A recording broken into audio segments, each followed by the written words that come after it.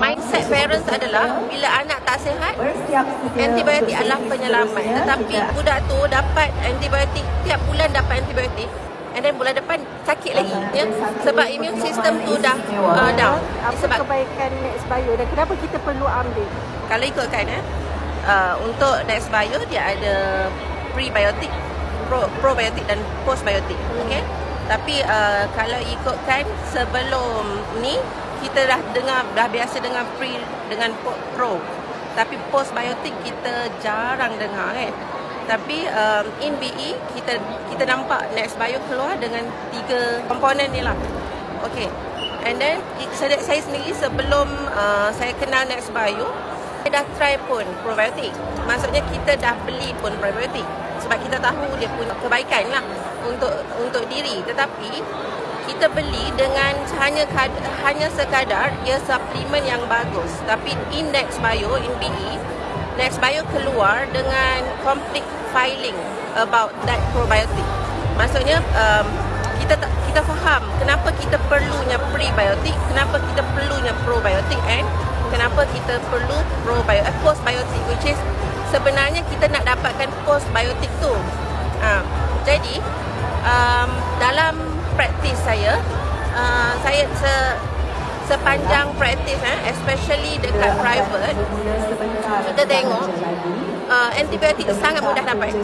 Antibiotik sangat mudah dapat dan parents, mindset parents adalah bila anak tak sihat, antibiotik adalah penyelamat. Tetapi benda ni bila saya faham yang kesihatan gut health kita perlunya seimbangnya microbiome yang bakteria baik dengan bakteria tak baik ni.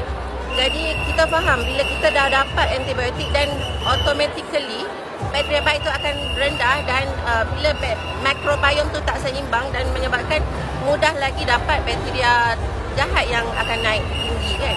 Jadi lepas tu bila bakteria tu rendah and menyebabkan postbiotik kita yang dihasilkan oleh bakteria baik kita akan jadi rendah. Jadi sebenarnya benda tu akan menyebabkan tendensi untuk immune system tu kan rendah dan dapat lagi infection.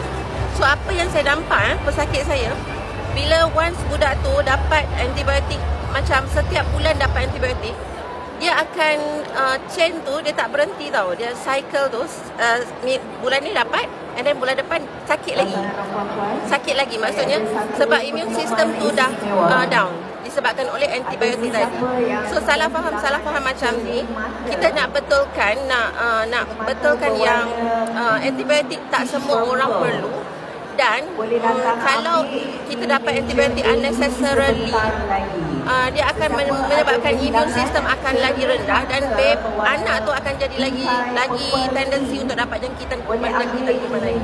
So pentingnya Nextbio ni adalah kita nak bagi awareness dekat parents especially untuk betulkan balik keseimbangan bakteria baik dengan bakteria tak baik dalam kita punya usus untuk memastikan immune system anak tu lebih baik dan seterusnya tak perlu pun antibiotik.